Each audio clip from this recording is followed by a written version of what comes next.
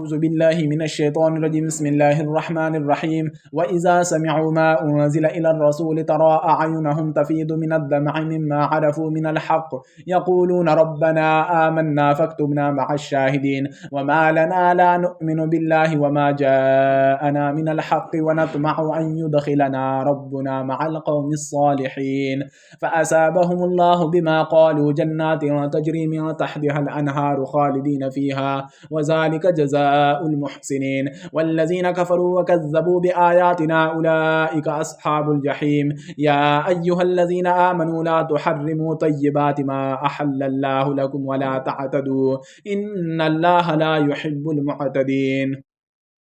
وكلوا مما رزقكم الله حلالا طيبا واتقوا الله الذي أنتم به مؤمنون. لا يؤاخذكم الله باللغو في أيمانكم ولكن يؤاخذكم بما عقدتم الأيمان فكفارته إطعام 10 مساكين من أوسط ما تطعمون أهليكم أو كسوتهم أو تحرير رقبة فمن لم يجد فصيام 3 أيام ذلك كفارة أيمانكم إذا حلفتم واحفظوا أيمانكم كذلك يبين الله لكم آياته لعلكم تشكرون. يا أيها الذين آمنوا إنما الخمر والميسر والأنصاب والأزلام رجس من عمل الشيطان فاجتنبوه لعلكم تفلحون. إنما يريد الشيطان أن يوقع بينكم العداوة والبغضاء في الخمر والميسر ويصدكم عن ذكر الله وعن الصلاة فهل أنتم منتهون. وأطيعوا الله وأطيعوا الرسول واحذروا فإن توليتم فاعلموا أنما على رسولنا البلاغ المبين. ليس على الذين آمنوا وعملوا الصالحات جناح فيما طعموا إذا ما اتقوا وآمنوا وعملوا الصالحات ثم اتقوا وآمنوا ثم اتقوا وأحسنوا والله يحب المحسنين. يا أيها الذين آمنوا لا يبلونكم الله بشيء من الصيد تناله أيديكم ورماحكم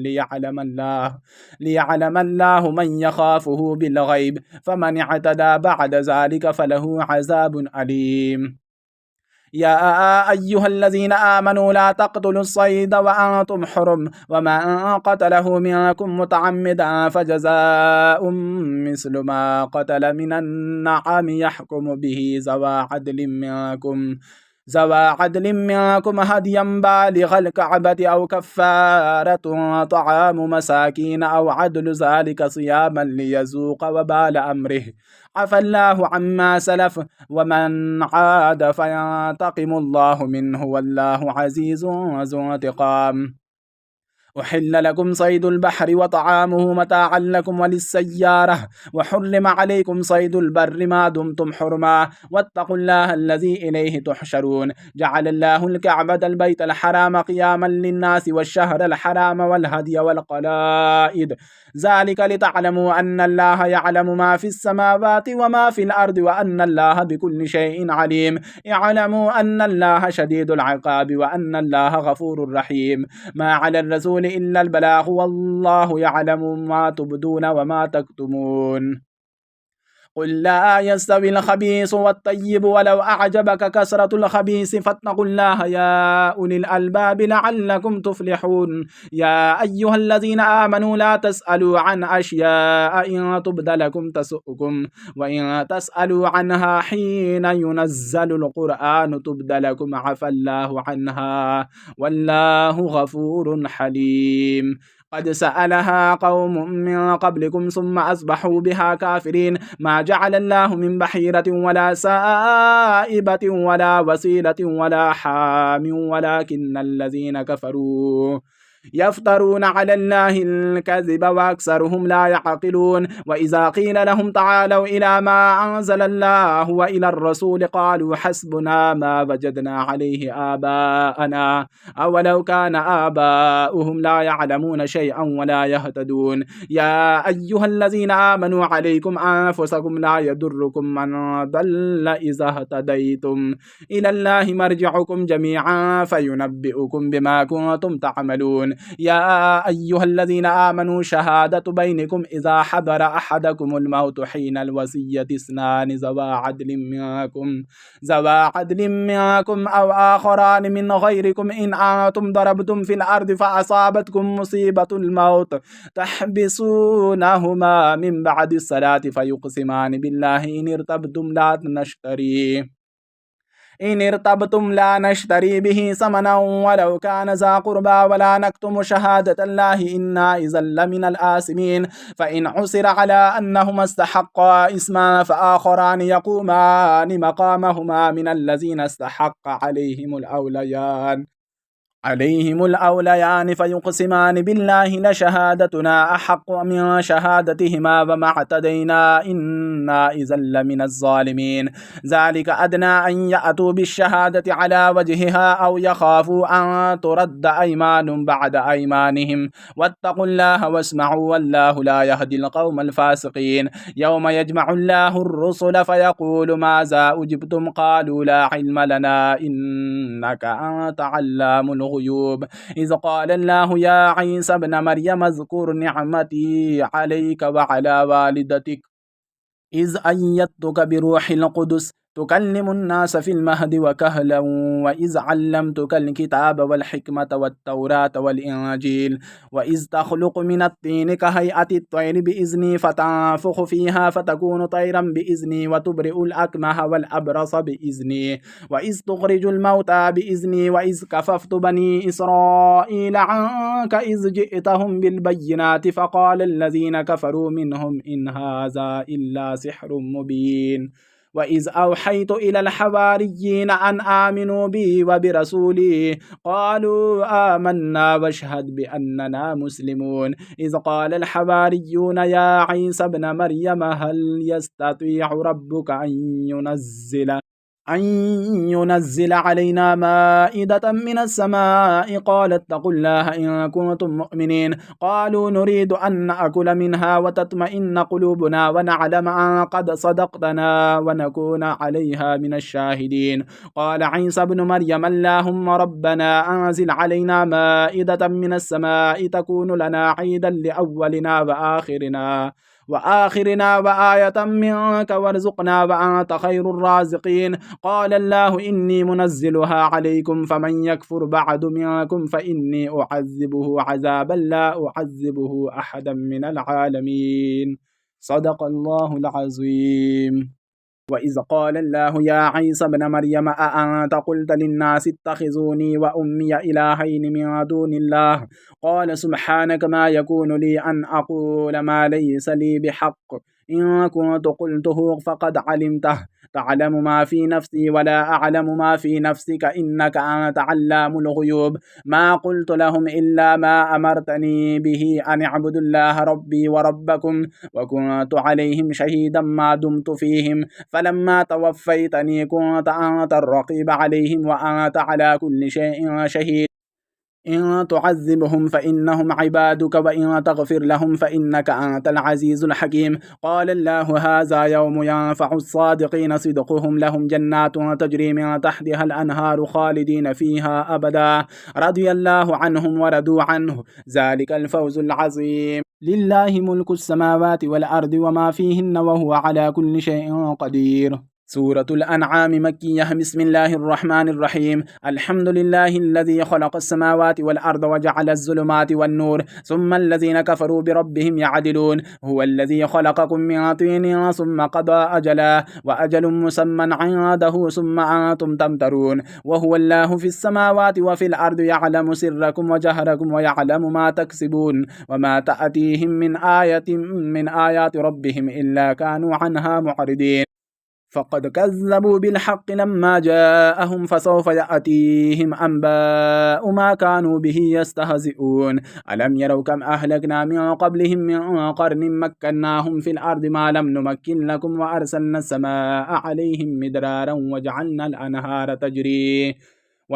الأنهار تجري من تحتهم فأهلكناهم بذنوبهم وأنشأنا من بعدهم قرنا آخرين. ولو نزلنا عليك كتابا في قرطاس فلمسوه بأيديهم لقال الذين كفروا إن هذا إلا سحر مبين. وقالوا لولا أنزل عليه ملك ولو أنزلنا ملكا لقضي الأمر ثم لا ينظرون ولو جعلناه ملكا لجعلناه رجلا وللبسنا عليهم ما يلبسون ولقد استهزئ برسل من قبلك فحاق بالذين سخروا منهم ما كانوا به يستهزئون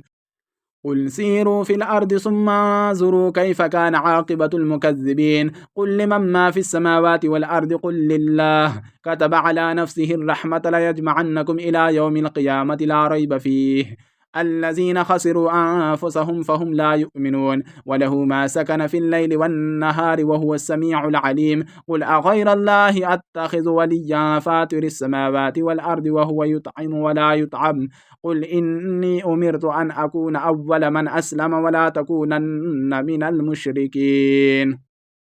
قل إني أخاف إن عصيت ربي عذاب يوم عظيم من يصرف عنه يومئذ فقد رحمه وذلك الفوز المبين وإن يمسسك الله بضر فلا كاشف له إلا هو وإن يمسسك بخير فهو على كل شيء قدير وهو القاهر فوق عباده وهو الحكيم الخبير قل أي شيء أكبر شهادة قل الله شهيد بيني وبينكم وأوحي إلي هذا القرآن لأنذركم به ومن بلغ أئنكم لتشهدون أن مع الله آلهة أخرى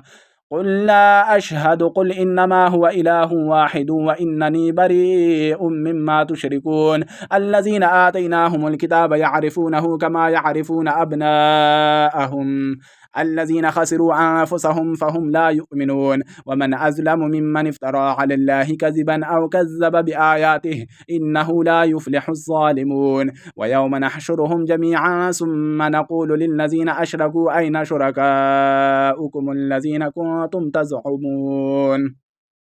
ثم لم تكن فتنتهم إلا أن قالوا والله ربنا ما كنا مشركين انظر كيف كذبوا على أنفسهم وضل عنهم ما كانوا يفترون ومنهم من يستمع إليك وجعلنا على قلوبهم أكنة أن يفقهوه وفي آذانهم وقرا وإن يروا كل آية لا يؤمنوا بها حتى إذا جاءوك يجادلونك يقول الذين كفروا إن هذا إلا أساطير الأولين وهم ينهون عنه وينأون عنه وإن يهلكون إلا أنفسهم وما يشعرون ولو ترى إذ وقفوا على النار فقالوا يا ليتنا نرد ولا نكذب بآيات ربنا ونكون من المؤمنين بل بدا لهم ما كانوا يخفون من قبل ولو ردوا لعادوا لما نهوا عنه وإنهم لكاذبون وقالوا إن هي إلا حياتنا الدنيا وما نحن بمبعوثين ولو ترى إذ وقفوا على ربهم قال أليس هذا بالحق قالوا بلى وربنا قال فذوقوا العذاب بما كنتم تكفرون قد خسر الذين كذبوا بلقاء الله حتى إذا جاءتهم الساعة بغتة قالوا يا حسرتنا على ما فرطنا فيها وهم يحملون أوزارهم على ظهورهم ألا ساء ما يزرون وما الحياة الدنيا إلا لعب وله وللدار الآخرة خير للذين يتقون أفلا تعقلون قد نعلم إنه ليحزنك الذي يقولون فإنهم لا يكذبونك ولكن الظالمين بآيات الله يجحدون ولقد كذبت رسل من قبلك فصبروا على ما كذبوا وأوذوا حتى أتاهم نصرنا ولا مبدل لكلمات الله ولقد جاءك من نبأ المرسلين وإن كان كبر عليك إعراضهم فإن استطعت أن تبتغي نفقا في الأرض أو سلما في السماء فتأتيهم بآية ولو شاء الله لجمعهم على الهدى فلا تكونن من الجاهلين إنما يستجيب الذين يسمعون والموتى يبعثهم الله ثم إليه يرجعون وقالوا لولا نزل عليه آية من ربه قل إن الله قادر على أن ينزل آية ولكن أكثرهم لا يعلمون وما من دابة في الأرض ولا طائر يطير بجناحيه إلا أمثالكم ما فرطنا في الكتاب من شيء ثم إلى ربهم يحشرون والذين كذبوا بآياتنا سم وبكم في الظلمات من يشاء الله يضلله ومن يشاء يجعله على صراط مستقيم قل أرأيتكم إن أتاكم عذاب الله أو أتتكم الساعة أغير الله تدعون إن كنتم صادقين بل إياه تدعون فيكشف ما تدعون إليه إن شاء وتنسون ما تشركون ولقد أرسلنا إلى من قبلك فأخذناهم بالبأساء والضراء لعلهم يتضرعون فلولا إذ جاءهم بأسنا تضرعوا ولكن قست قلوبهم وزين لهم الشيطان ما كانوا يعملون فلما نسوا ما ذكروا به فتحنا عليهم أبواب كل شيء حتى إذا فرحوا بما أوتوا أخذناهم بغتة فإذا هم مبلسون فقطع دابر القوم الذين ظلموا والحمد لله رب العالمين قل أرأيتم إن أخذ الله سمعكم وأبصاركم وختم على قلوبكم من إله غير الله يأتيكم به انظر كيف نصرف الآيات ثم هم يصدفون قل أرأيتكم إن أتاكم عذاب الله بغتة أو جهرة هل يهلك إلا القوم الظالمون وما نرسل المرسلين إلا مبشرين ومنذرين فمن آمن وأصلح فلا خوف عليهم ولا هم يحزنون والذين كذبوا بآياتنا يمسهم العذاب بما كانوا يفسقون قل لا أقول لكم عندي خزائن الله ولا أعلم الغيب ولا أقول لكم إني ملك إن أتبع إلا ما يوحى إلي قل هل يستوي الأعمى والبصير أفلا تتفكرون وأنذر به الذين يخافون أن يحشروا إلى ربهم ليس لهم من دونه ولي ولا شفيع لعلهم يتقون ولا تطرد الذين يدعون ربهم بالغداة والعشي يريدون وجهه ما عليك من حسابهم من شيء وما من حسابك عليهم من شيء فتطردهم فتكون من الظالمين وكذلك فتنا بعضهم ببعض ليقولوا أهؤلاء من الله عليهم من بيننا أليس الله بأعلم بالشاكرين وإذا جاءك الذين يؤمنون بآياتنا فقل سلام عليكم كتب ربكم على نفسه الرحمة أنه من عمل منكم سوءا بجهالة ثم تاب من بعده وأصلح فأنه غفور رحيم وكذلك نفصل الآيات ولتستبين سبيل المجرمين قل إني نهيت أن أعبد الذين تدعون من دون الله قل لا أتبع أهواءكم قد ضللت إذا وما أنا من المهتدين قل إني على بينة من ربي وكذبتم به ما عندي ما تستعجلون به إن الحكم إلا لله يقص الحق وهو خير الفاصلين قل لو أن عندي ما تستعجلون به لقضي الأمر بيني وبينكم والله أعلم بالظالمين وعنده مفاتح الغيب لا يعلمها إلا هو ويعلم ما في البر والبحر وما تسقط من ورقة إلا يعلمها ولا حبة في ظلمات الأرض ولا رطب ولا يابس إلا في كتاب مبين وهو الذي يتوفاكم بالليل ويعلم ما جرحتم بالنهار ثم يبعثكم فيه ليقضى أجل مسمى ثم إليه مرجعكم ثم ينبئكم بما كنتم تعملون وهو القاهر فوق عباده ويرسل عليكم حفظه حتى إذا جاء أحدكم الموت توفته رسلنا وهم لا يفرطون ثم ردوا إلى الله مولاهم الحق ألا له الحكم وهو أسرع الحاسبين قل من ينجيكم من ظلمات البر والبحر تدعونه تضرعا وخفية لئن أنجانا من هذه لنكونن من الشاكرين قل الله ينجيكم منها ومن كل كرب ثم أنتم تشركون قل هو القادر على أن يبعث عليكم عذابا من فوقكم أو من تحت أرجلكم أو يلبسكم شيعا بعضكم بأس بعض انظر كيف نصرف الآيات لعلهم يفقهون وكذب به قومك وهو الحق قل لست عليكم بوكيل لكل نبأ مستقر وسوف تعلمون وإذا رأيت الذين يخوضون في آياتنا فأعرض عنهم حتى يخوضوا في حديث غيره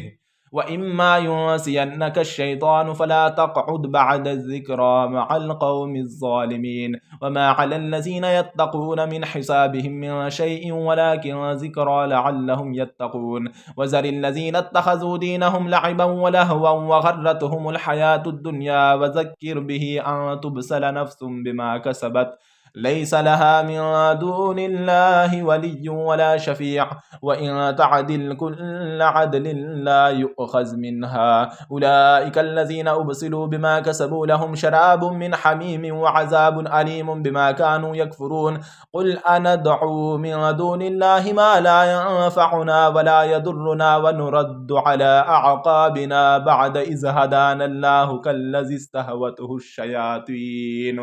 كالذي استهوته الشياطين في الأرض حيران له أصحاب يدعونه إلى الهدى ائتنا قل إن هدى الله هو الهدى وأمرنا لنسلم لرب العالمين وأن أقيموا الصلاة واتقوه وهو الذي إليه تحشرون وهو الذي خلق السماوات والأرض بالحق ويوم يقول كن فيكون قوله الحق وله الملك يوم ينفخ في الصور عالم الغيب والشهادة وهو الحكيم الخبير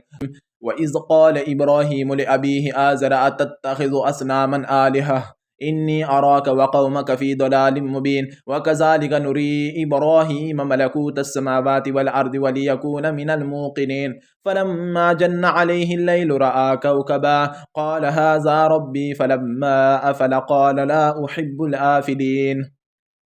فلما رأى القمر بازغا قال هذا ربي فلما أفل قال لئن لم يهدني ربي لأكونن من القوم الضالين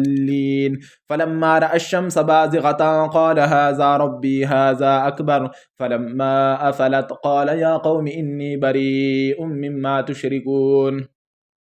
إني وجهت وجهي للذي فطر السماوات والأرض حنيفا وما أنا من المشركين وحاجه قومه قال أتحاجوني في الله وقد هدان ولا أخاف ما تشركون به إلا أن يشاء ربي شيئا وسع ربي كل شيء علما أفلا تتذكرون وكيف أخاف ما أشركتم ولا تخافون أنكم أشركتم بالله ما لم ينزل به عليكم سلطانا فأي الفريقين أحق بالأمن إن كنتم تعلمون الذين آمنوا ولم يلبسوا إيمانهم بظلم أولئك لهم الأمن وهم مهتدون وتلك حجتنا آتيناها إبراهيم على قومه نرفع درجات من نشاء إن ربك حكيم عليم ووهبنا له إسحاق ويعقوب كلا هدينا ونوحا هدينا من قبل ومن ذريته داود وسليمان وأيوب ويوسف وموسى وهارون وكذلك نجزي المحسنين وزكريا ويحيى وعيسى وإلياس كل من الصالحين وإسماعيل واليسع ويونس ولوطا وكلا فضلنا على العالمين ومن آبائهم وذرياتهم وإخوانهم واجتبيناهم وهديناهم إلى صراط مستقيم ذلك هدى الله يهدي به من يشاء من عباده ولو أشركوا لحبط عنهم ما كانوا يعملون أولئك الذين آتيناهم الكتاب والحكم والنبوة فإن يكفر بها هؤلاء فقد وكلنا بها قوما ليسوا بها بكافرين أولئك الذين هدى الله فبهداه مقتده قل لا أسألكم عليه أجرا إن هو إلا ذكرى للعالمين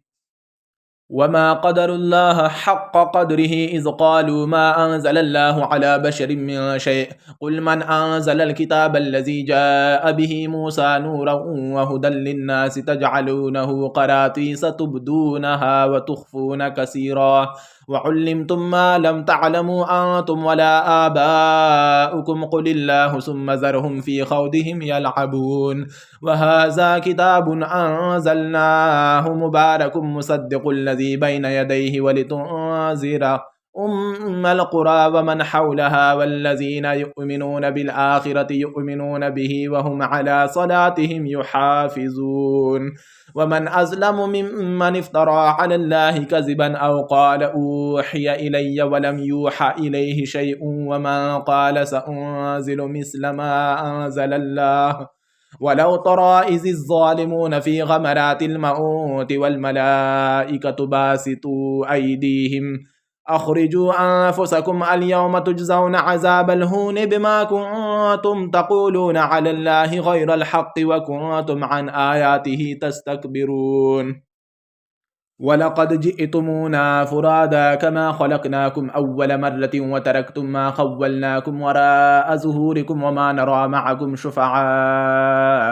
الذين زعمتم أنهم فيكم شركاء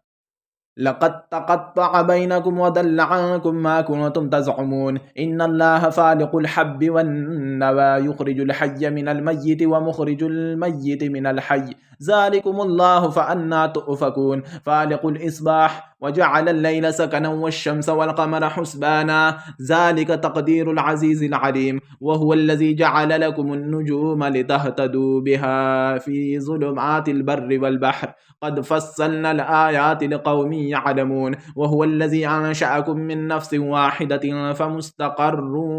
ومستودع قد فصلنا الآيات لقوم يفقهون وهو الذي أنزل من السماء ماء فأخرجنا به نبات كل شيء فأخرجنا منه خضرا نخرج منه حبا متراكبا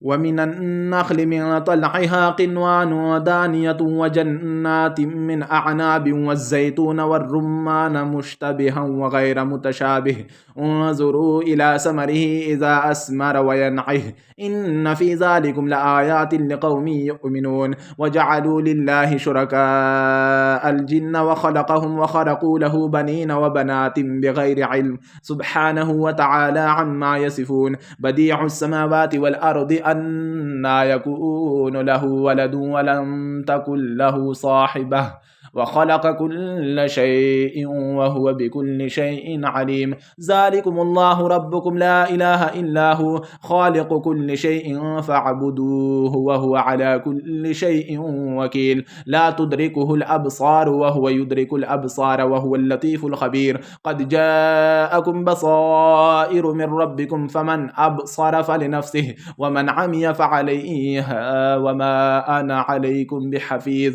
وكذلك نصرف الآيات وليقولوا درست ولنبينه لقوم يعلمون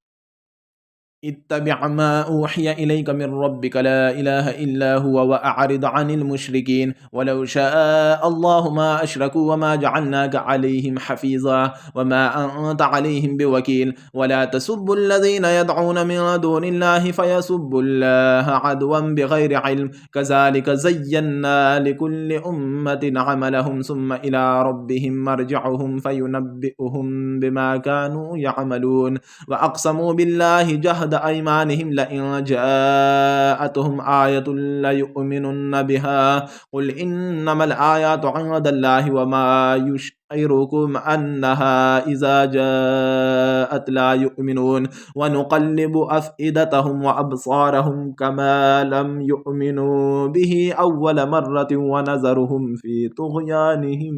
يعمهون صدق الله العظيم.